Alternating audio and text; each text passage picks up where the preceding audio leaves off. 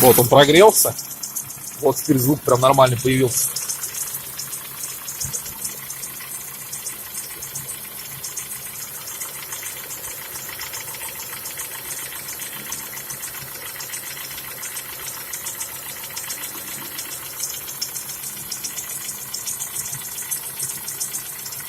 Гур тут ебаный еще.